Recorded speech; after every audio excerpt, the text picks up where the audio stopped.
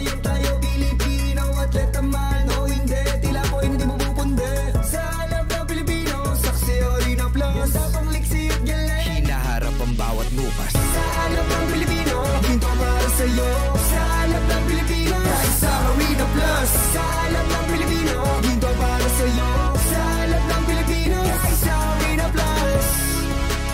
Kahit sa Arena Plus. Game responsibly.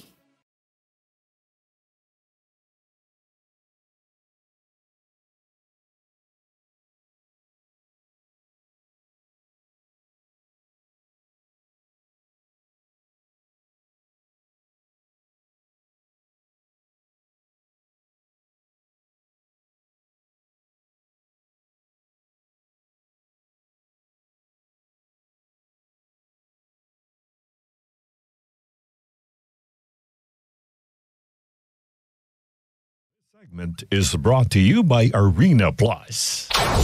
Energy FM. Traffic update. Hi! Panggang driver! Oras na natin sa Bangkabloan. Check your time. 31 km. So karaan pang alas 8 ng umaga. 8:31 on the clock. Ngayon po ay araw po ng Thursday, July 11, 2024.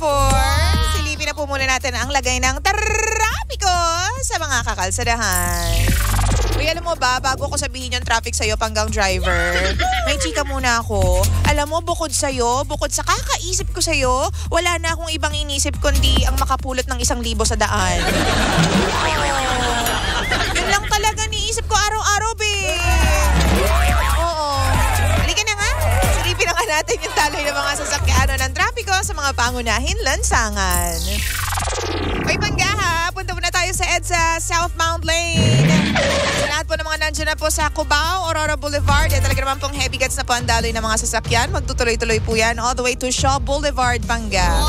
Light to moderate naman po ang mararanasan mo kung ikaw po ay dadaan dyan sa Boni, Panggang driver, ha? O tapos, heavy gets na po sa Estrella, papunta na po ang Buendia, mga Pangga.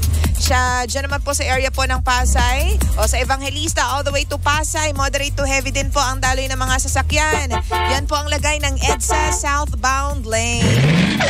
EDSA Northbound Lane naman po tayo sa Heritage. Tapos tuloy-tuloy na po yan hanggang FB Harrison. All the way to Taft, heavy gets po ang daloy ng mga sasakyan. Tuloy-tuloy na po yan hanggang pag-akyat po ng Magallanes. All the way to Ayala.